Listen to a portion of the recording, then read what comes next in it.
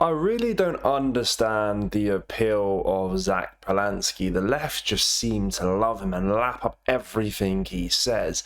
But the guy is absolutely stupid. And today he was exposed on live TV as a BBC host continues to question him about Palestine and what that's got to do with local elections. Surely local elections should be about that community, not dealing with Palestine. But Zack Polanski doesn't believe that is the case, and without further ado, let's have a watch of this clip, because it really does highlight how ridiculous this man truly is. Make sure you do like and subscribe. Do you believe that Palestine is, to coin a phrase, on the ballot this Thursday? I think lots of things are on the ballot this Thursday. But it is Palestine on the ballot this Thursday? I think it's one of the elements, as is the climate crisis, as is... What does it mean, Palestine is on the ballot? Because the reason I ask you is because your candidate for Mayor of Lewisham says Palestine is on the ballot this Thursday. Haringey Green Party campaign launch video, you might think it'd be about bins. You might think it'd be about schools, hospitals. It might be about cleaning up the roads. It is a series of councillors saying, as a councillor, I will take all appropriate steps to uphold the inalienable rights of the Palestinian people. Do you think council elections really should be about Palestine? I think they can be about all of those things. And I think what people have seen in this country is a genocide for 2.5 years that our government is still arming, are still sharing intelligence with. And I think lots of people feel very strongly, both about their local services, as they should do, and feel equally strongly about the fact that there's a reprehensible genocide happening.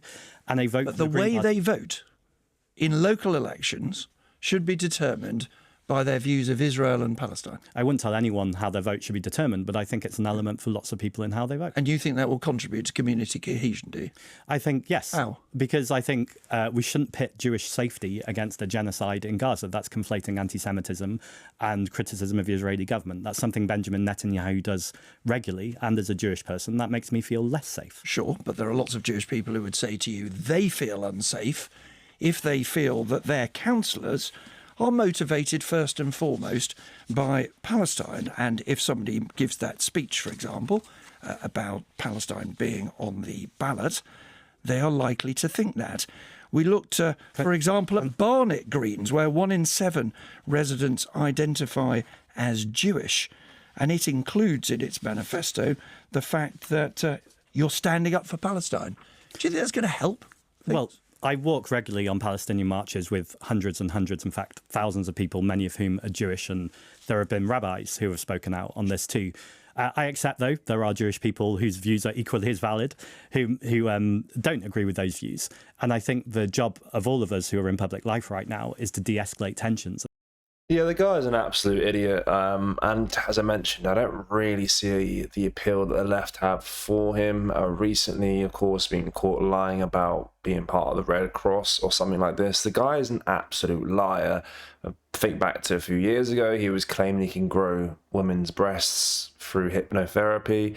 The guy's off his rocker, and I don't know how he's managed to garner so much attention towards this Green Party and their open border policies and all this other nonsense that they spout. But yeah, that interview really does sum it up with him and the Green Party. So be careful who you vote for. But guys, that does bring us to the end of today's video. Make sure you do like, comment and share. Thank you. Take care. Goodbye.